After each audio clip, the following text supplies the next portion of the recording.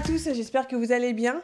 Alors aujourd'hui on se retrouve dans une vidéo concernant mon visionnage de séries télé du mois de décembre. Donc alors les séries au mois de décembre c'est simple, ça va être assez rapide je pense puisqu'il y en a assez peu que j'ai regardé.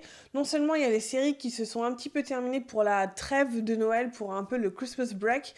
Donc, comme vous allez pouvoir vous le constater, il y a en fait assez peu de séries que j'ai regardées ce mois-ci, tout simplement parce que moi, le mois de décembre, c'est un petit peu compliqué entre les fêtes et tout. Mais voilà, donc j'ai terminé une saison, je dirais pas une série, mais une saison d'une série. Il s'agit de Arrow, donc j'ai regardé, que j'ai repris au milieu de la saison 1, que donc j'avais commencé à regarder, je l'avais abandonnée. Je l'ai reprise. J'ai trouvé que d'ailleurs la fin de la saison 1 vraiment remonter le niveau par rapport à l'ennui que j'avais eu pendant toute la saison 1. Je trouvais que tous les passages qui se passaient sur l'île étaient beaucoup trop importants et me perdaient complètement. J'avoue que c'était à la fin une série que je regardais, que je mettais en fond sonore pour faire autre chose, pour dessiner ou pour travailler, pour faire autre chose.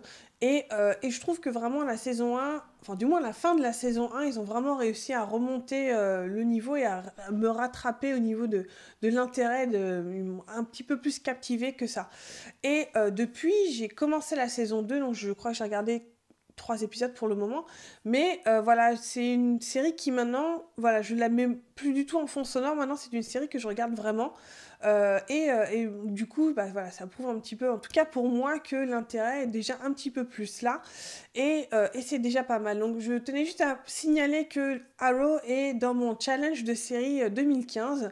Si ça vous intéresse, j'ai mis un petit post sur mon blog si ça vous intéresse de venir nous rejoindre, donc pour faire le challenge des séries en 2015. Pour faire en fait très rapidement, le challenge série 2015, c'est sélectionner entre 12 et 15 séries qu'on n'a encore pas vues ou dont on a vu juste la première saison et qu'on essaie de rattraper. Donc si ça vous intéresse, je vous mettrai l'article, enfin du moins le lien de l'article de mon blog là en dessous et dans la barre de description. Et pour les séries que j'ai continuées, tout simplement, il y a Grimm évidemment que je continue à suivre, je vais dire au jour le jour, mais de semaine en semaine.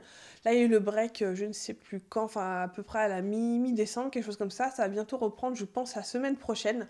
Et voilà, elle est toujours au rendez-vous au niveau de ce que j'en attends, et des fois même encore plus.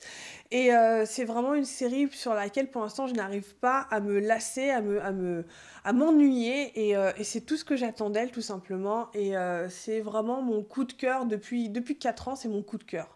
Alors je sais que ça rentre pas dans le visionnage du mois de décembre, mais en tout cas je viens tout juste de commencer l'intégrale de Buffy. Ça faisait extrêmement longtemps que je voulais le faire. Alors j'ai déjà vu, je me suis déjà fait l'intégrale de Buffy, je sais plus quand est-ce que c'était peut-être en 2008 ou 2009, quelque chose comme ça.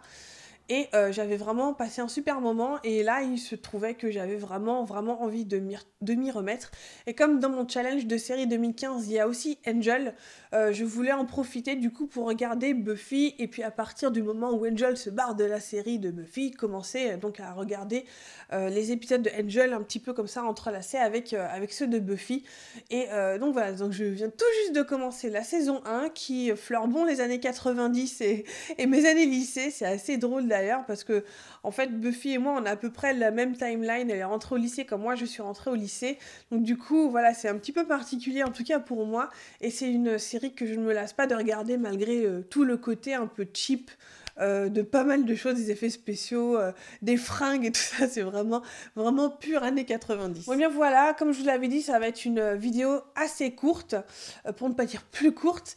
Donc je vous donne rendez-vous le mois prochain pour le point visionnage du mois de janvier, qui je pense va être un petit peu plus conséquent à cause du challenge de série 2015.